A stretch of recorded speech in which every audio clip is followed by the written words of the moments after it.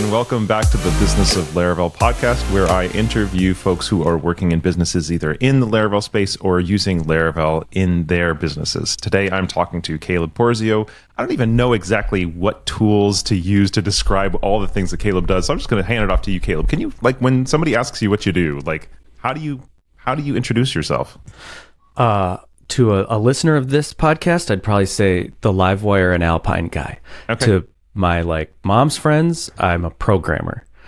So there's that. And then to people who it might turn into a really cool conversation, I'll be like, oh, I'm like self-employed educator, I'll say. Okay. Because if it's the right crowd, because then we can talk about entrepreneurial stuff and education and whatever. It opens a lot more interesting doors than just I've learned I'm a programmer is the most dead-ended way to answer this question. Right. Like, oh, cool, I know everything I need to know about you. They're like, I don't want to know anything. Please stop talking. Stop talking. There is that. They're like, oh, great, okay. Well, it's because a lot of people who are going to be on this podcast have programming backgrounds, but I feel like you're going to be one of the few that actually does programming on a day-to-day. So can you tell me a little bit more about your business, and your business meaning both the elements of your business that make money, but also the elements of your business that don't make money but lead you to be able to make money elsewhere? What is the sum total of things you're responsible for? And does it actually have a business name that you actually use? I actually did form an LLC earlier this year. Congratulations. I am Wireable LLC. Okay. Caleb Porzio of Wireable LLC. We got it. I made it Livewire Labs, and then I felt like I was ripping Adam off. I didn't even tell him this. Tailwind Labs. Tailwind Labs. And I actually went through a massive process of changing it, and it was not easy, and it took months, and it held up a ton of stuff just because I didn't want to be that guy. Anybody to be come on. But it is the perfect name, Livewire Labs. But Wireable LLC is great. So yeah, that's the business name. I guess the stuff I'm responsible for day to day. So Livewire and Alpine, two open source projects that are, kind of spiritual relatives, and but separate enough that they have different audiences at times, and then similar audiences at the same time, and users. So yeah, I mean, those two empires, and those empires, an open source empire is a repository, a community of people using the thing, a Twitter account, a support channel, a product that goes along with it to monetize it, a documentation site. Conferences sometimes. Conferences, yeah, stuff like that. So that's kind of, and email newsletters. So those are really and I have two of those things, and they each have all of those things. Yeah. And I ebb and flow on which one I pay the closest attention to when I'm basically I do a big project in one and I'm all in on that, and then I switch my focus to the other, and that's kind of just been what's happening. And they're both 4-5 years old, and so the money comes from these products which center around screencasting, but also offering out of the box pre-built components with Alpine. So it's pretty much like SaaS, but education SaaS. So it's SaaS, but it has the worst churn in the world. So you have to price it, that way. Yeah. And you're on a content treadmill. So there's that. And that's pretty much where all the money comes from. I make peanuts on a little side quest I did for Make VS Code Awesome. That's a course I made on my VS Code workflow that I make $300 a month, $500 a month maybe. Yeah. Sometimes it pays for one less. Bill. It pays for a bill. Yeah. At this point, it's just this long trickle that honestly I should just murder, because I still have to support it. And there's, it's just annoying when VS Code changes the name of a setting, and I have to go update be a good business owner about this thing that makes me no money. So and cut a guy a check for 10% indefinitely that I shouldn't have done, but I still pay him $1,000 to a year. So that's kind of the thing. Okay. Yep. So you've got two code ecosystems, all the world that exists around them, and then the main place the business is happening is for the people who are using and learning those code ecosystems. And I'm talking I don't know these things, because I want people who don't know these things to know these things. So you've got main place that there's a business is enabling people who are using or learning those things to pay you to either learn it better or to build it better using pre-made components. There's the side quest. We'll kind of step out that for now. Yeah, that's it.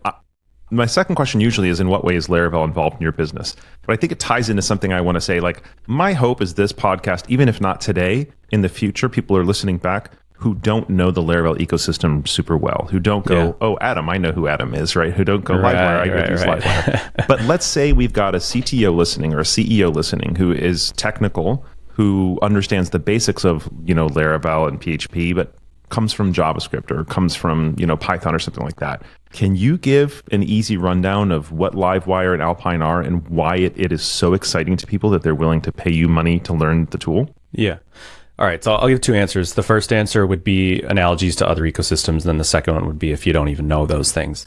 Okay. I guess the first one would be like Rails has Hotwire.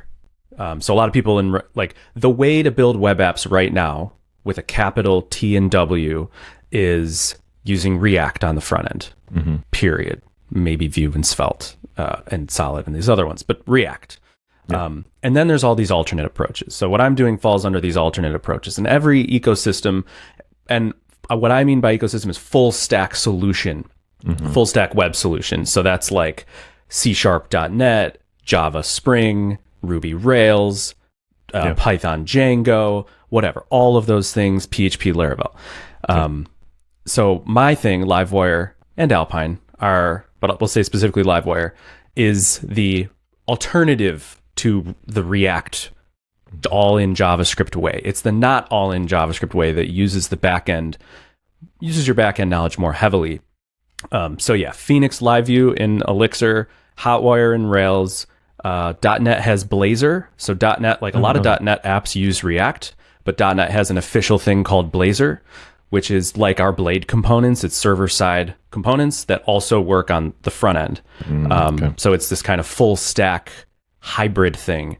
So yeah, it's a full stack hybrid solution where you can take a developer who doesn't know anything about JavaScript and get them writing interactive web apps. Without paying all that cost of JavaScript. They can make a button do a thing without reloading a page without knowing anything about JavaScript. So that's and HTMX is like a really close thing to this tool. And a lot of people didn't know about it forever. And now it's like, who doesn't know about it, So so I can say like it's like HTMX. It was inspired by HTMX. HTMX is OG. I'm like way after HTMX. So it's that kind of thing. You're sending HTML over the internet instead of JSON and doing a bunch of work in client. So that's a kind of an answer that probably someone listening, no matter where they are, caught one bit in there to understand it a little bit better, I think.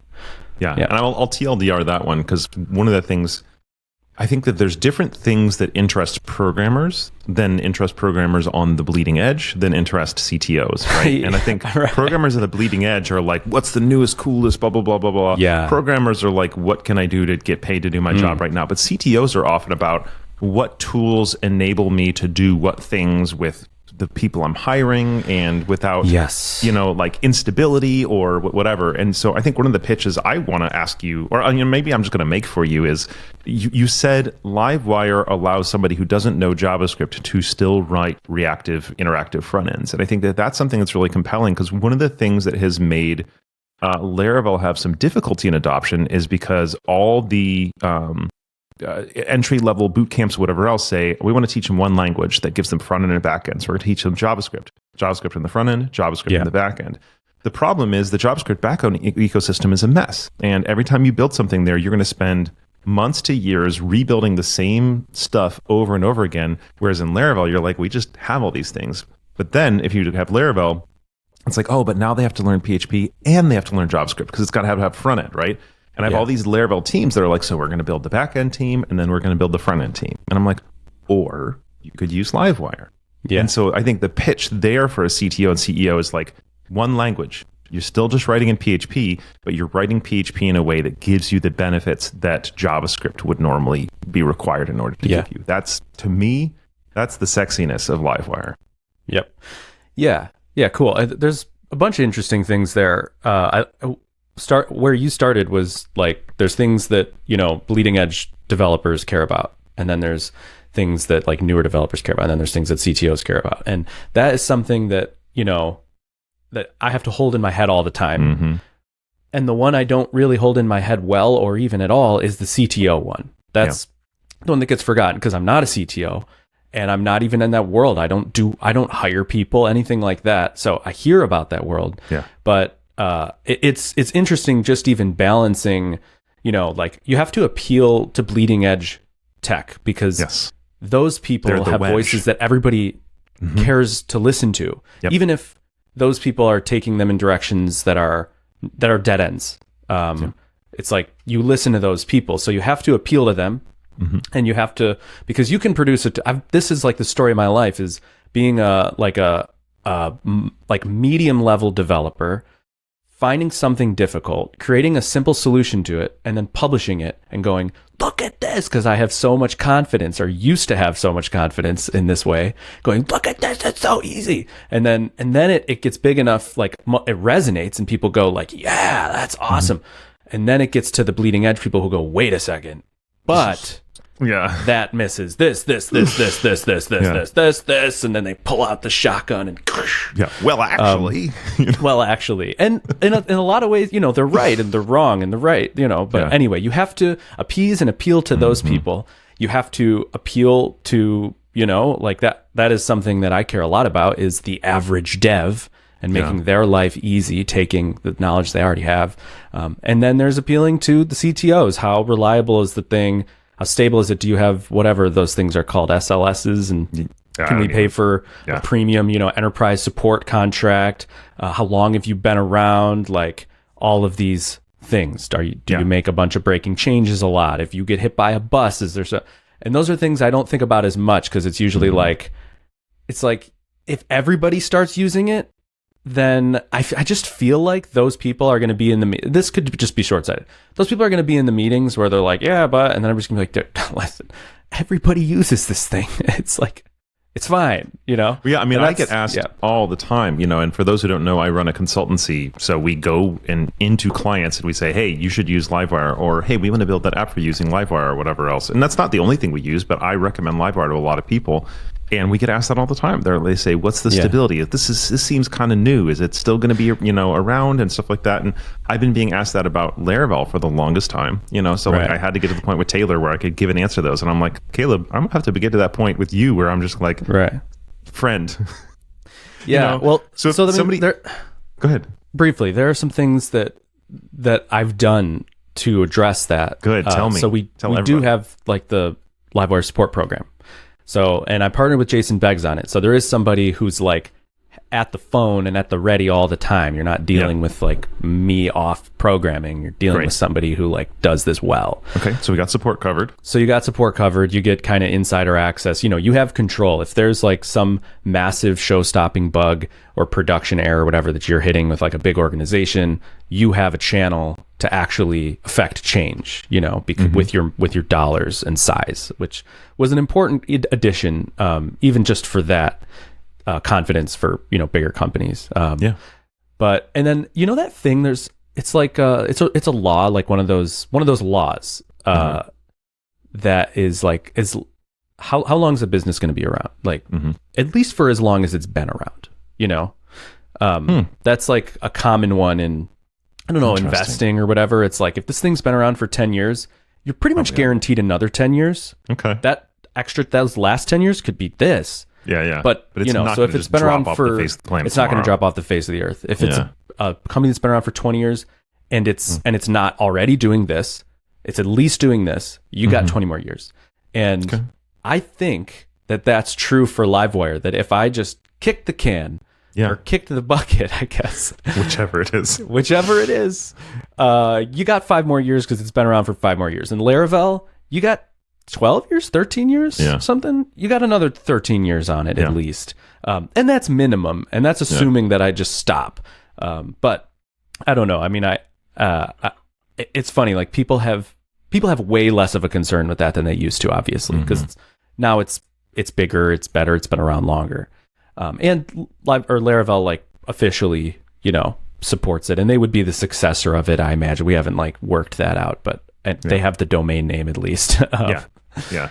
And that's helpful to know. Just kind of like if it, and God forbid that you just decided to rather than getting hit by a bus, let's imagine that you quit and became a alpaca farmer, just like, or became like a convict and like fled the country. Okay. Or something, Okay. Sounds good. Fled to South America.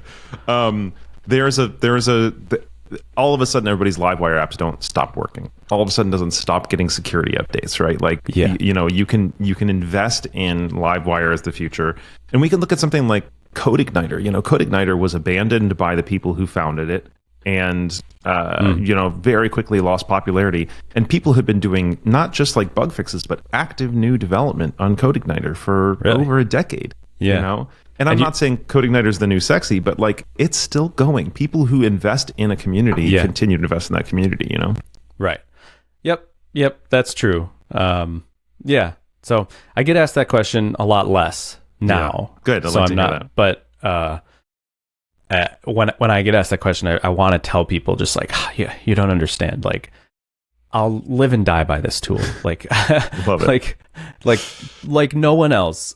I'll hold on to these things and squeeze them, and make, or even, I'm not guaranteeing I would never like sell the business or something, but it's like, you're at least getting a guarantee that I care a ton about it and its future. Like it's my own baby that you just don't, a lot of other people don't do. Some people do, but I am that way. So, anyway. Yeah. Well, and speaking of being your baby, unfortunately, it's a podcast interviewing. It's not enough about you, but we can change topics.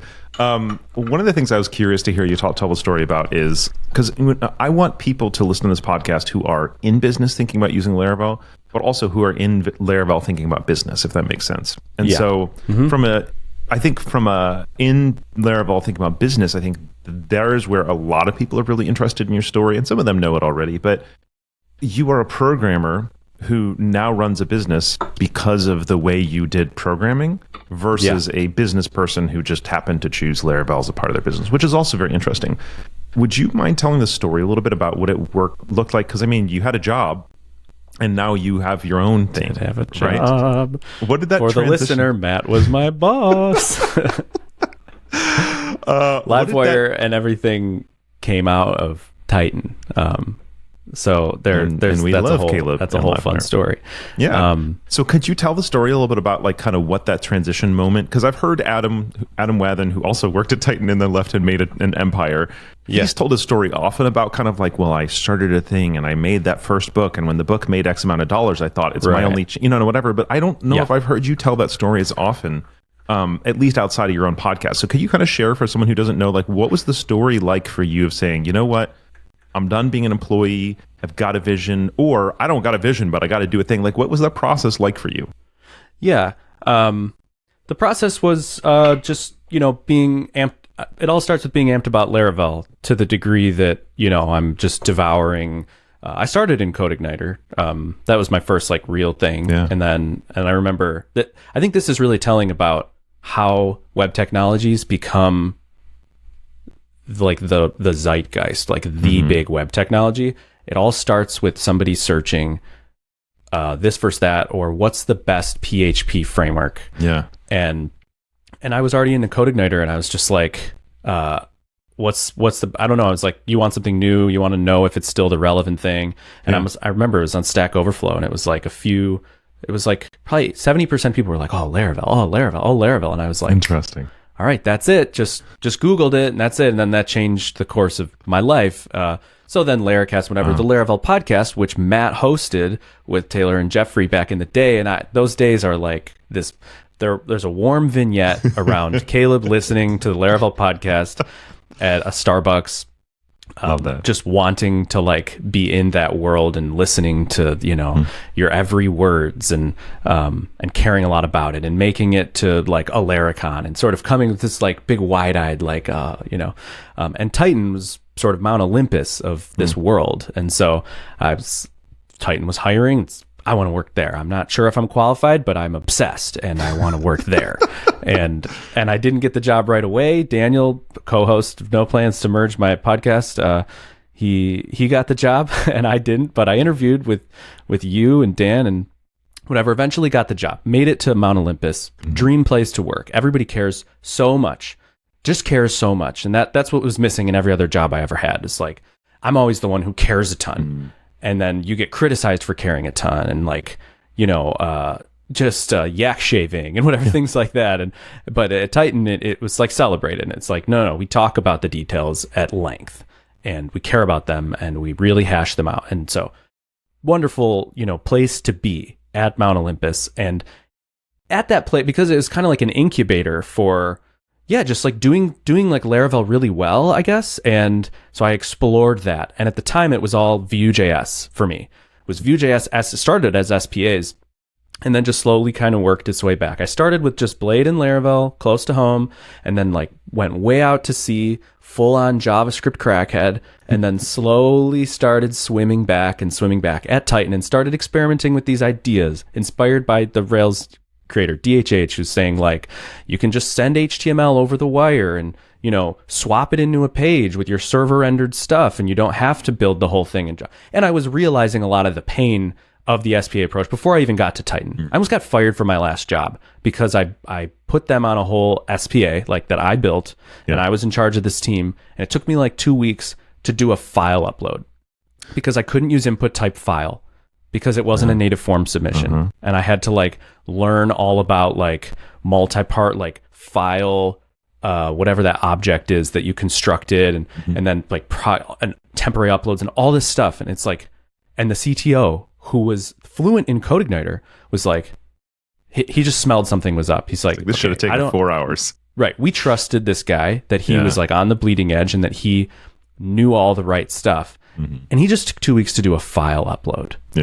And so he went to the CEO who doesn't know tech and was like, just said those words, like, it would take me 5 minutes. And it took him 2 weeks.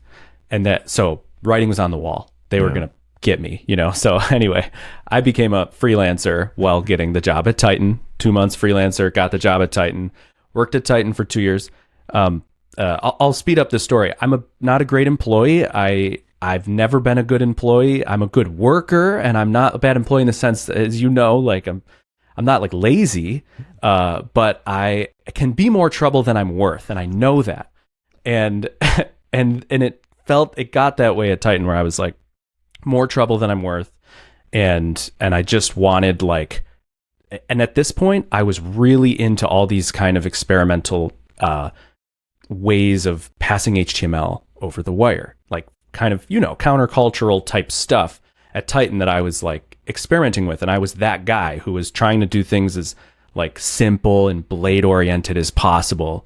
So I just quit and wanted to go on a sabbatical. And that was it. I was just like, I don't know what, but I know I want to be done here, and I'm smelling it in the air like I smelled it at the last place. Like, if I don't end my time here, someone else is going to end my time here, because it's not copacetic. And that's been my experience at every single job I've ever had. At about 2 years, it gets to that point where it just doesn't work. So I left Titan. Because I was like, I'm gonna fire myself before anybody fires me, and that's how I've always felt. It's just like, I'm just gonna see myself out the door, and I told everybody, like, you need to tell somebody, you need to tell people what you're doing when you do something like that. So I always just said, like, I'm gonna go on a coding sabbatical for like 4 months, and then I'm gonna become a freelancer. Because that's like an easy thing to say. Is you can always say, I'm going to go do freelancing, which means everything and nothing. It could just mean I don't have a job, but I don't want to say that. You could actually be choosing to be a freelancer. Who knows? Right. And mine was more to the not having a job thing.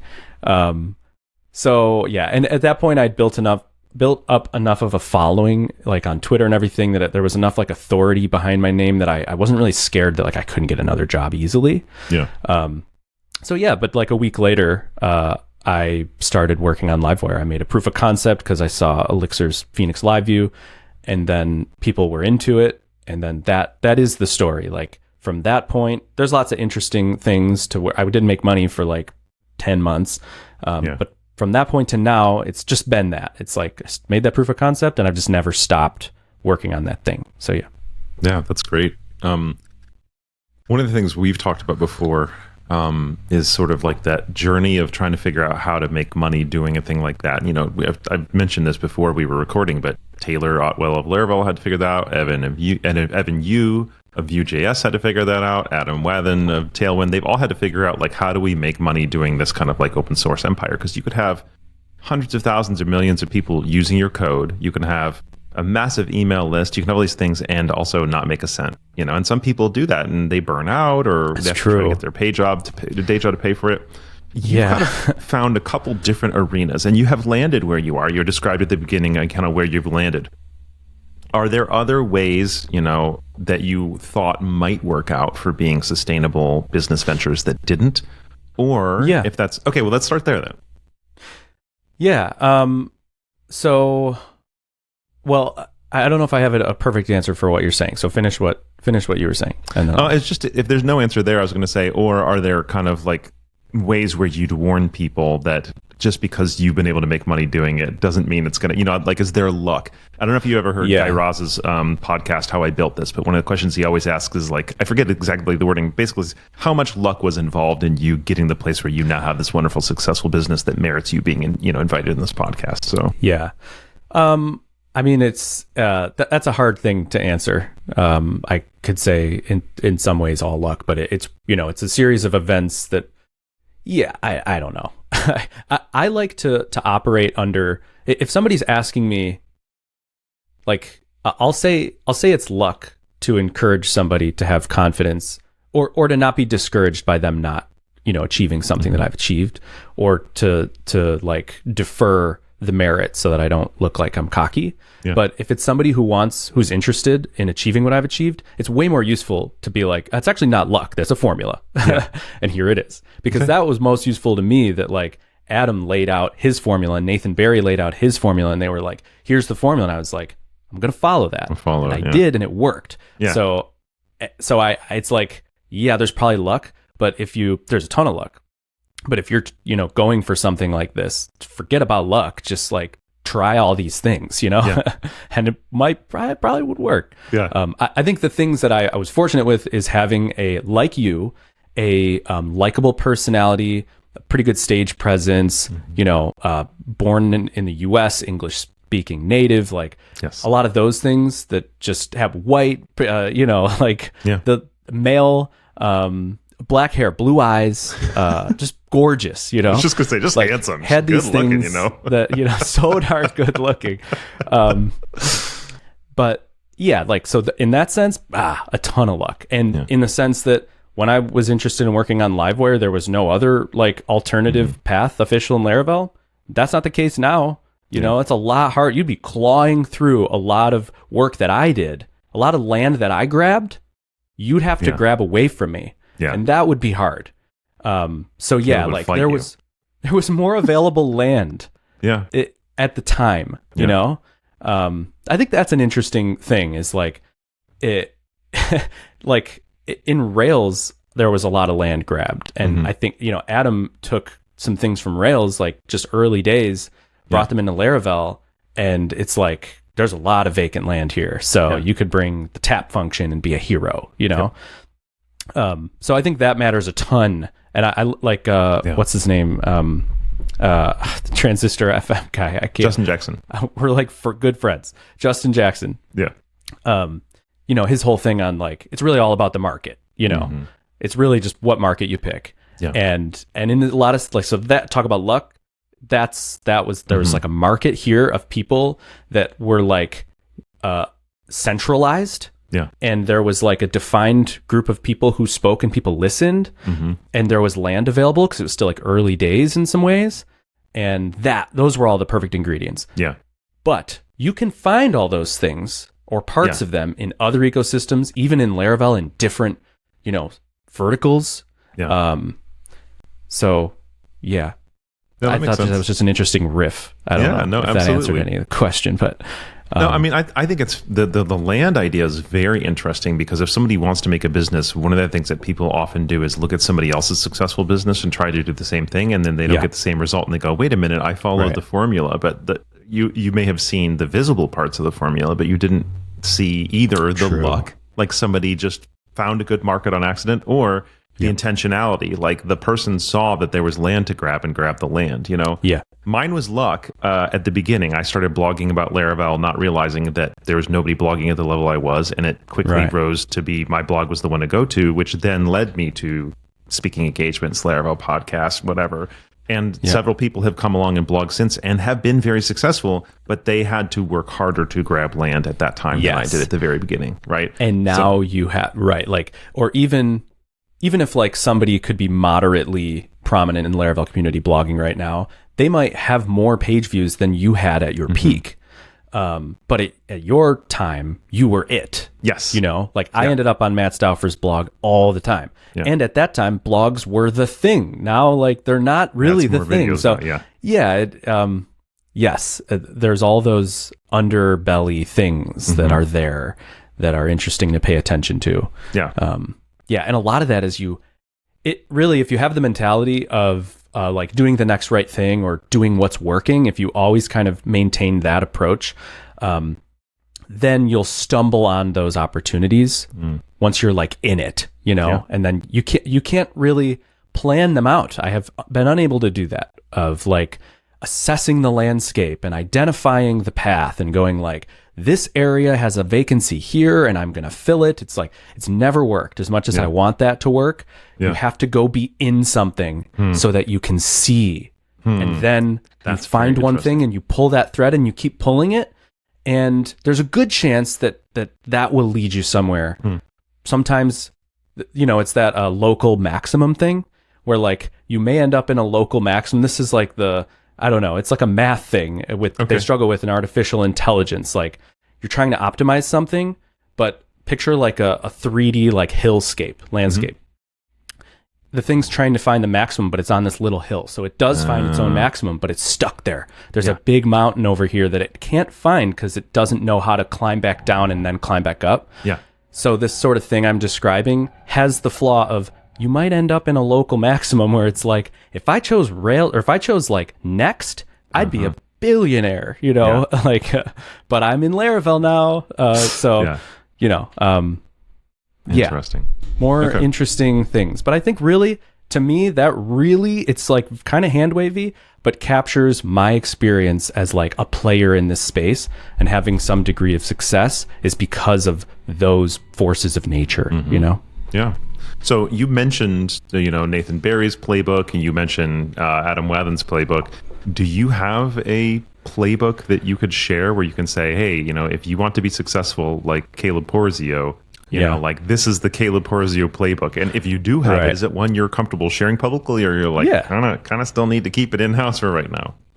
Right. No, there's a bunch of like micro playbooks, and some of them are just ripped off of like Adam's, you know, $61,000 launch blog post where he made a bunch of money, quit your job, and quit your company, said see ya, and then became huge and did a bunch of awesome things. That blog post is, I think, still one of the best resources on the internet for launching something. And at the time, you remember at that time, I mean, we were in different places. We probably felt somewhat differently, but $61,000 in a week was like, what? No, that's huge to me right now. That's a big deal. And to him, that was huge money. He quit his job. Yeah. You know, now if you make $61,000 on your launch, I'm like, sorry, it didn't work out that well for you. You know, it's like, like at least you made something, you know? That's hilarious. It's like, because this, and obviously inflation, but the stakes have been now the gig is up. Like we know that that's a thing you can do. And then that just, you know, your expectation raises and whatever. So yeah, that's a playbook. So I don't even have to describe that. Go read that blog post about how to launch a thing. I did a bunch of like experimental revenue generating things before and after my VS Codebook launch. But I did that VS Codebook launch because I always wanted to try Adam's playbook on a discrete project that I could be done with and do an ebook and screencasts and do that thing. I'd always been doing like remixes of it on my own and trying different things.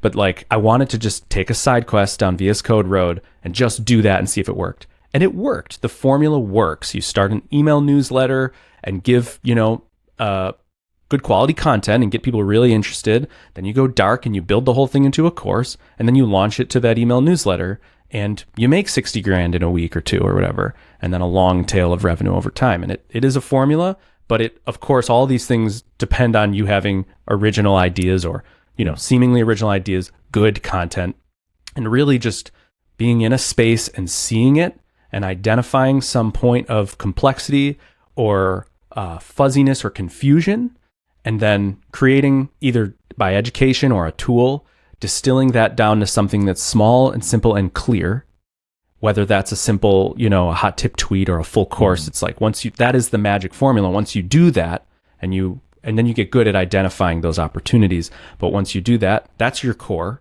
And then you apply the marketing potion, which is, again, what form is it going to take? Is it a discrete course? Then it's ebook, screencasts, landing page, newsletter, do that whole thing, Gumroad, whatever.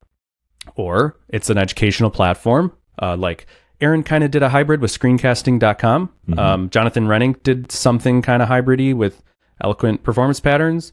Instead of just that normal course thing, it's like screencast, ongoing platform, radical design. Jack McDade sort of did that too.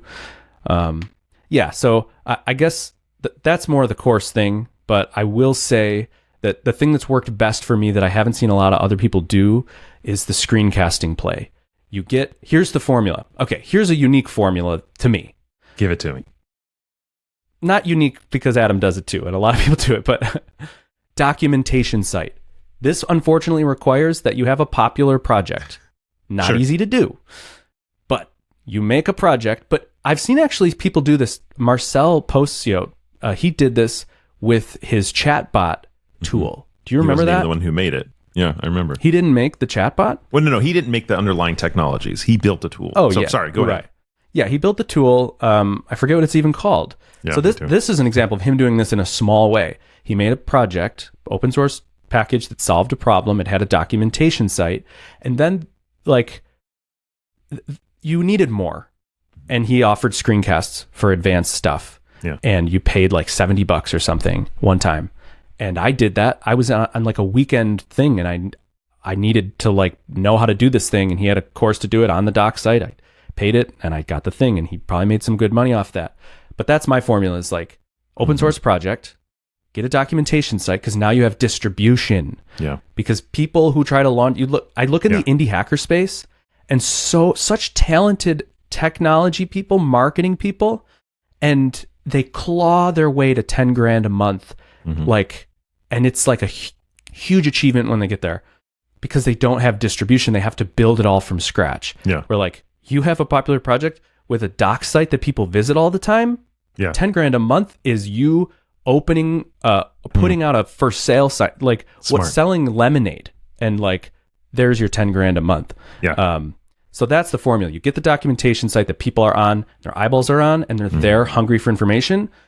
You have the distribution channel, and then you sell them screencasts and level up stuff.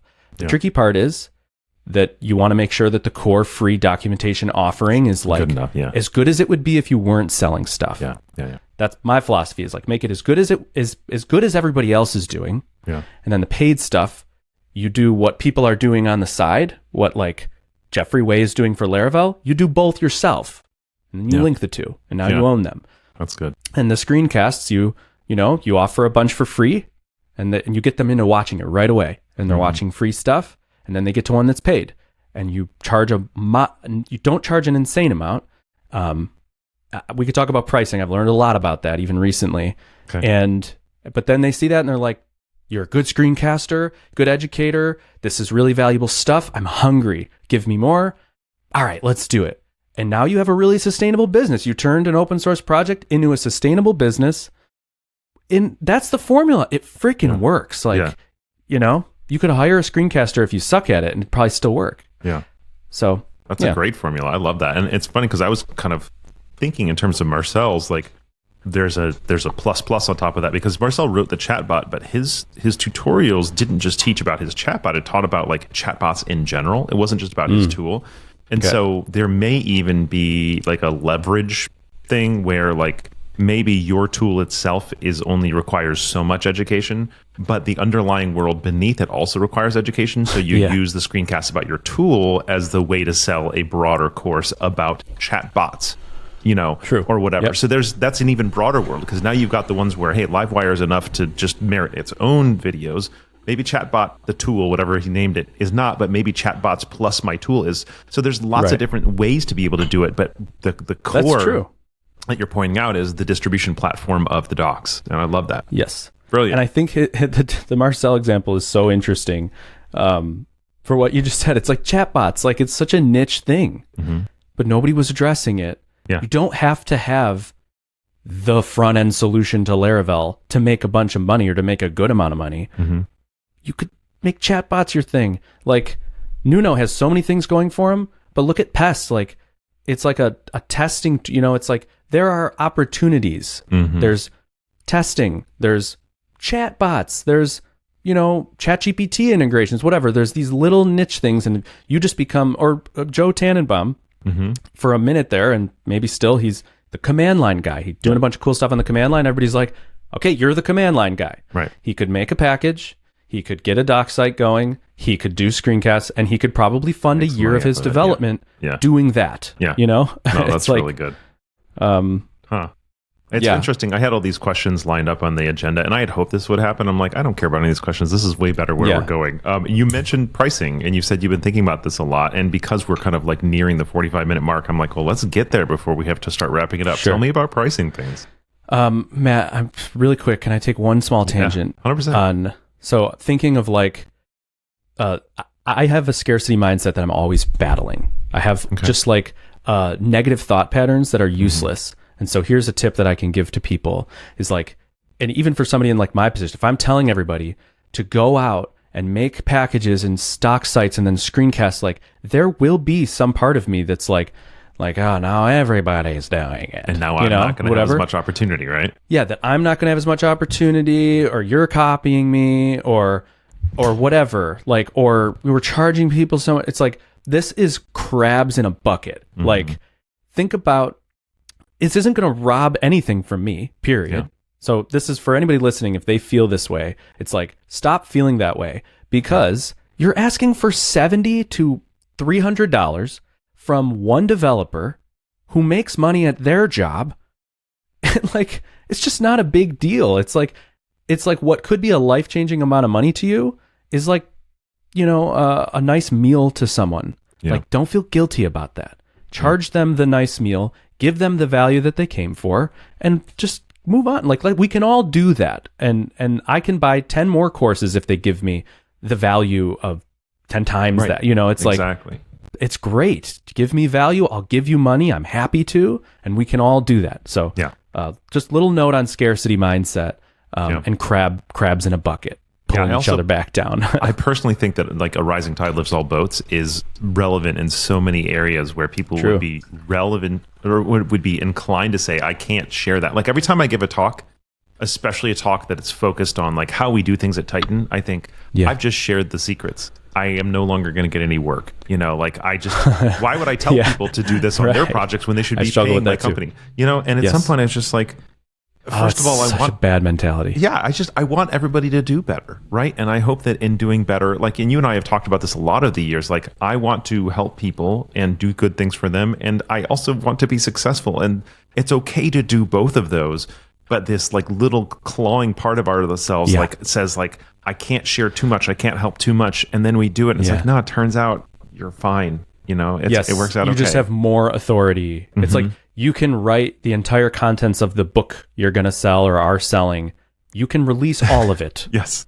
And it will be better for your book sales, for the audience. Yep. Despite that part of your brain that is so logical and you're believing wholeheartedly that is saying, that's ridiculous. Why would they buy the book? It's like, but it's one of those, that is a struggle to this day for me. Yeah. Been since day one. I now have intellectually, cerebral, so that word, brain-like, I have made these agreements with myself that blue ocean, rising tides, like these things, it's like, that is true, but I still have a lot of those things that I battle, and it's probably always, but so that's the note on that. I appreciate that a lot. pricing briefly. Yeah. I'll say what I think is perfect because I feel like I just cracked it like a month ago. Okay. Is don't do monthly. Okay. But don't do one time. Offer one-time premium for people who want to just pay a bunch of money and be done with it. Okay. But yearly is really good and reasonable yearly, because if you do monthly, especially for a screencasting type thing, that's what I can speak to mostly. If you do like a low monthly, like $15 a month, like a lot of overseas people where their dollars don't go as far as whatever, that is an access point for them. Where if you just do one time, you're blocking out like massive swaths of people who can't afford $200 or $150. It's like their month's rent, you know? Yeah. So you're blocking out a ton of people. But if you open up that with like $14 a month, those people are like very economical. They're like, I'm going to buy that 14 and then I'm going to consume everything and I'm going to walk away. And if I need it again, I'll go pay that 14 and come back. Where somebody rich in the US like myself is like, 14 a month, sure, let's just turn it on, and leave it forever. Yeah. But that's not the majority of people in the world. Yeah. You'll get way more sales from people who wouldn't have access to your content, which I think is kind of a good thing. But the lifetime value of those people is often $14 to $30, you know? So, but if you just go all one time, like you make more money from the rich folks, but a lot of those non-US rich folks, they can't even enter the space. And even with your 50% discount, they have trouble entering the space, or your PPP, like 30% discount or whatever. We're doing this like annual one-time thing, I think is great. If it's like a reasonable annual, like $70 a year, and then like a reasonable one-time, like $150. And I say reasonable because I think like there's a lot of like rhetoric around like charge more, you're not charging enough. And sometimes that's true, but you block out a lot of people with that. And I think sometimes you make net less money because maybe the people telling you that have it worked out that it does work for them. But in my experience, it's like, I think a lot of people that I've seen launch stuff recently in the past like 2 years would have done a lot better if they would have halved their prices. They'd have made more money. Yeah. And because I'll do a like you're my friend, like I'll hook you up, like I don't even need your course. Right. But if your course is $300, I'm not hooking you up. It's not. If it's 99 to 150 and I'm your friend, I'll hook you up. If it's 300, no way. I got to talk to my wife about that, and then she's gonna be like, "Why are you doing that? You don't even need that. Right? I'm your friend, but I'm not that much your friend." So, charge a little less. Yearly, $70 a year. One time, $150. It depends on what you're offering. But for me, this combo is like now all these people with like lower, dollar power currencies, they can enter this. They can enter that, and it's reasonable. So I get all of them. And then these rich US folks who are like, whatever, they can enter this side. Yeah. And that has been the maximum revenue for me of all time with the same offering, just remixing pricing. So that's brilliant. I really appreciate you sharing that. Yeah. Yeah. We got 2 formulas from Caleb today. All right. So because we're supposed to be wrapping around 45 minutes, I want to look through our agenda. I think you've covered actually a lot of the really good ones here, but I have 2 that I want to ask. Number 1 is there anything that you want to plug that you haven't gotten a chance to plug? No. Buying screencasts is how I feed my family. If you do that, that's great. But just follow them on Twitter. I don't know. Yep. If you don't buy a screencast, you don't want Caleb's children to eat, basically. You don't want my children to eat. Yeah, they don't kind of want to eat most of the stuff we feed them anyway, so they'll probably be pumped about it. Fair, yeah. All right, and the last question is, if you sold your company for $100 million today, what would you do tomorrow? What would I do? $100 million is like big money, so I'd pay off my parents' mortgage for sure, first thing. Yeah. I'd buy a piece of land, second thing. I'd buy a place down where it's not freezing cold all winter. Yeah. Third thing. And then I'd get back to work. I might buy like maybe I don't know. I'd probably throw it in the stock market and try just some new project, or maybe keep working on Livewire. I don't know. Yeah. I've given up on a lot of the like retirement's foot in the sand stuff because I've tried like some amount of that, and I love programming. So just want to keep programming. Keep programming. Yep. Just out of curiosity, if you did buy that place, down in Florida near Disney or whatever, would you all live there full time, or would you be back and forth so you could be with your family? Okay, that's what I thought. Yeah, no, and I love Florida for like 3 months, and then the rest is like miserable to me. 3 months is literally, I lived in Florida for long enough that I agree. It's got 3 good months. It's great. And I show up for those 3 months and it's awesome. And then Buffalo, it's like you get all the vibes. It's great. And their 3 good months are the 3 worst months in Buffalo, I assume. So yeah, right. And in most of places north of whatever. Yeah. So that's North and Mason-Dixon or whatever. Okay, cool. Right. Well, is there anything else that you would have loved to talk about today that we didn't cover, or do you feel like it went pretty well? But you know me and you. And we could talk a good long while about everything. Yes. So this 45-minute thing, this is tough.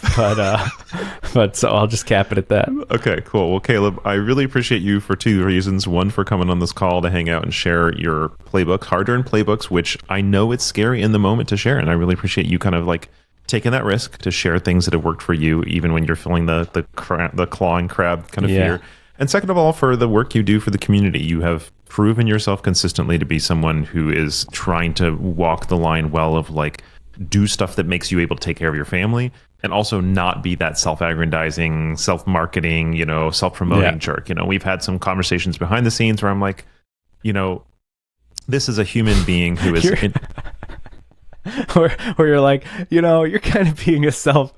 No, that's not where I was going at all. No, we had some conversations behind the scenes where you've just shown that like even the stuff that you're not doing publicly, you're trying to figure out like, how do I promote good people and how do I care for people and stuff like that? And people don't always see that. And so I just want to say thank you for being that sort of person in the community. You got it, Matthew. And you formed a lot of that. What you weren't talking about is the early years talks of where, young and wide-eyed Caleb is like just aggressively doing all the things all the time. And, Matt is sort of like handing me a rudder. Is like, well, here's a way that you could maybe or and so yeah, all good stuff. And you're a big part of the journey, Matt. So pretty cool to hang out with you on this kind of interview because you're one of the OG like Godfather type Laravel dudes, and people listening might not know that because it's lame for you to say that. So I'll say it so that they hear it. Thank you, Caleb. I appreciate it. I'm very grateful to have been a part of the journey. So and to you listeners, thanks for being a part of our journey. Thanks for hanging out, and we will see you next time. See ya.